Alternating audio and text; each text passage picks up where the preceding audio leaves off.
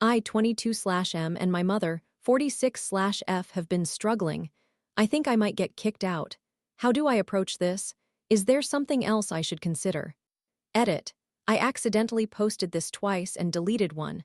I apologize if you commented on the one that I removed. Summary. I struggle with consistency in completing household tasks, and while it is never my intention to hurt my mother's feelings, it often leaves her feeling undervalued. How should I handle this? I fear being asked to leave, and if I don't secure a full-time job soon, I am uncertain about what might transpire. I'm making an effort to improve, but it feels insufficient. I recognize that trust is built over time, which requires dedication, yet when I am under pressure like this, I feel as though my efforts are not making a significant impact.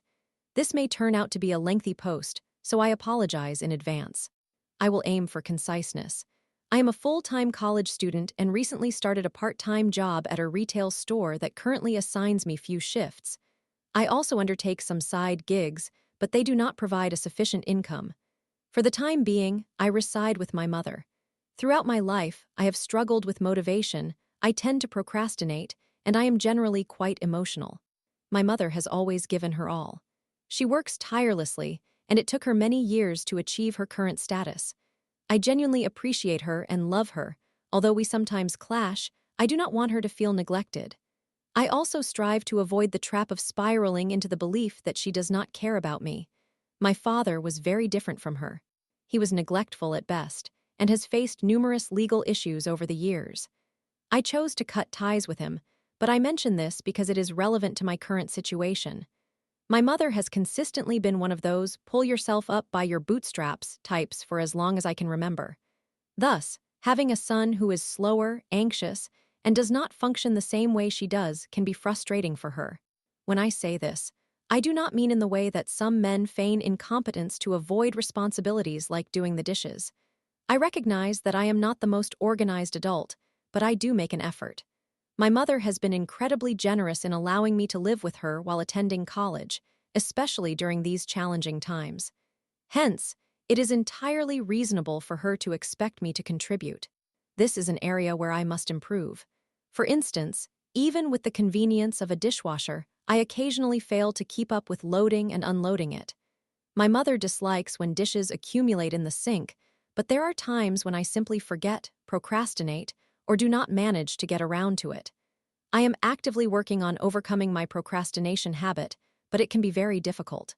Recently, my mother lost her temper with me. One day, she insisted that the dishes needed to be done before I left the house. I had plans to pick up a friend later. I agreed and mentioned that I understood her desire for the task to be completed, thinking it would not be an issue. I began putting the dishes away, but she abruptly started scolding me. She reprimanded me for not having done it sooner, which I acknowledge is fair, and then launched into a tirade about other grievances she has regarding my behavior. She tends to bottle her frustrations until they reach a breaking point, allowing her to unleash pent-up emotions, leading to name-calling or making assumptions about my mindset, sometimes insinuating that I am foolish. That is what happened here. The critique of my irresponsibility with chores escalated to her accusing me of trying to give her the middle finger because I have never had to struggle for anything. She claimed I apply for poor-quality jobs intentionally because I refuse to work. I do enjoy working, and I do not want to have only one shift each week, but I am new at this job, have an unusual class schedule, and am still in training. As a result, I have not yet received additional hours despite my requests. Furthermore, I found her assertion that I have never had to fight for anything to be unjust, as I have made sacrifices.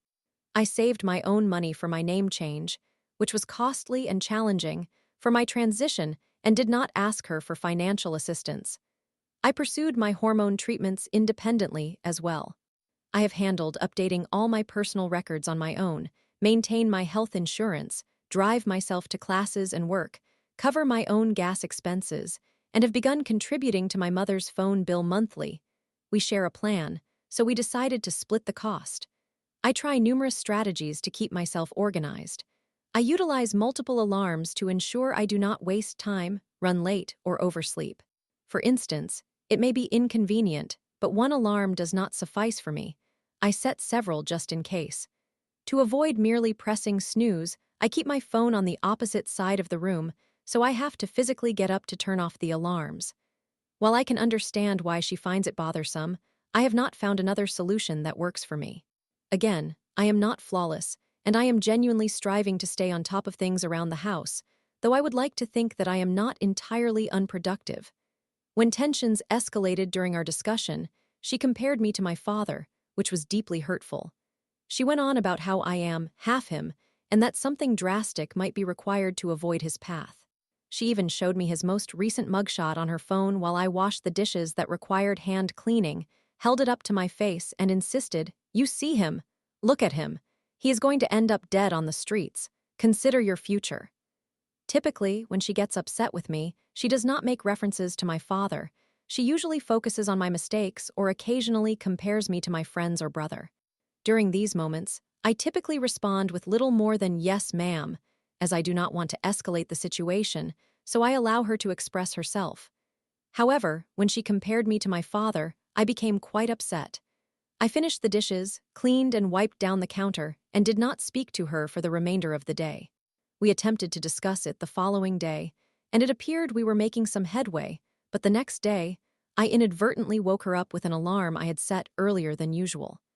With my shift starting at 8 a.m. at a location that requires a lengthy commute, I had set my alarm for 5:50 a.m. to give myself enough time to get gas and do laundry for the day. I tend to be sluggish, so I try to prepare ahead. I was unaware that my alarm went off just 10 minutes before hers, which activated at 6 a.m. She was furious.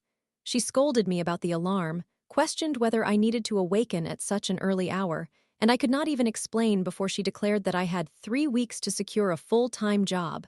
That is the standard. I am terrified. I do not have many hours at my current job, but I do not wish to quit a position I just began.